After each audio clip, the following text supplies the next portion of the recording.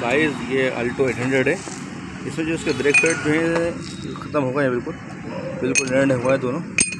वो इसी कैलिपर में भी कुछ प्ले थी तो अपन ने इसमें काम करा है। ये देखिए बिल्कुल प्ले ख़त्म हो गई। इसमें क्या बना, ब्लेड जो लिए, ब्लेड को जो काट के हल्का सा ब्लेड को हल्का इसमें लगा दिया अंदर और ग्रीसिंग कर दी। बिल्कुल आवाज़ ख़त्म हो गई है इसमें। ये करने से बिल्कुल आवाज़ ख़त्म हो गई। देखिए बिल्कुल ये इसको टाइट करते हैं अपन, तो टाइट करके आपको दिखाते हैं।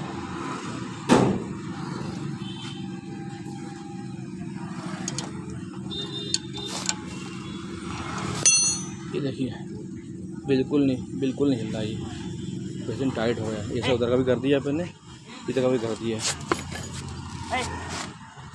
अभी गाड़ी खूब चलेगी।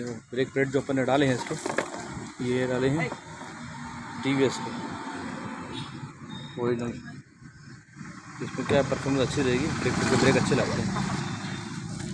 और जिसने मेरा चैनल लाइक नहीं किया हो लाइक करें और प्लीज़ सब्सक्राइब भी करें। वो बेल आइकन दबा के सब्सक्राइब कर दें। Thank you.